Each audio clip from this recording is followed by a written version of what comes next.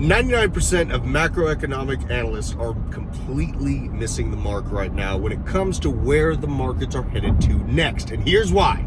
We've all seen the consistent doom and gloom headlines about Bitcoin going to crash to 10K now. The short-term pump is over. Run for your lives, right? Meanwhile, ETFs now hold 3.3% of the entire Bitcoin supply. That is within the first 3 weeks of the ETF being approved. I've said it till I'm blue in the face. March 10th of 2023 absolutely changed the dynamic for how Bitcoin reacts to the traditional markets. And there's a very key reason why. Is because the major pain within economic environments right now is coming from commercial real estate.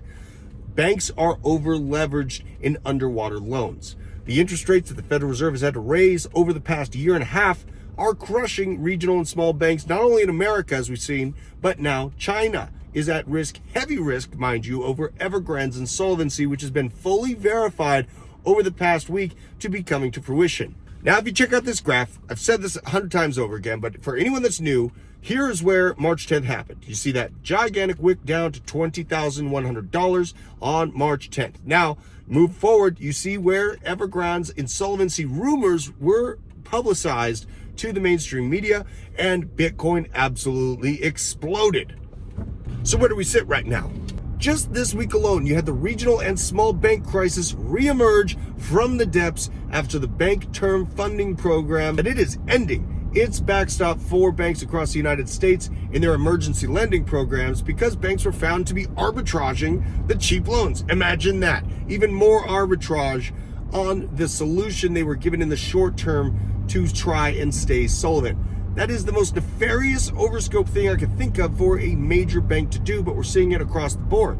So now the Federal Reserve is pulling the plug on the Bank Term Funding Program. These banks are going to be left to drown. And who's going to be there to pick them up out of the water and to revive the dead carcass of these banks? It's going to be banks like JP Morgan, BNY Mellon, all of these gargantuan institutions that are further consolidating the market into their small, tiny little funnel. It is my theory that they are consolidating the banking sector to these few behemoths. There is nothing more that these gigantic banks love than centralization. So, we've just went over the release of the news and Evergrande's full verification of insolvency this week. But now, let's take a look at the money supply. What's happened to the money supply while all this is unfolding? Well, the proof is in the pudding. Right there. Keep this in mind. I do not think that this is a gargantuan bull trap. I think that this is just the next leg up in what is going to be the biggest bull market in crypto history. And this is going to be potentially the last chance to change your life and your children's lives with the moves we make right now. We have some of the most disruptive technology this planet has ever seen since the invention of the pen, rolling out simultaneously.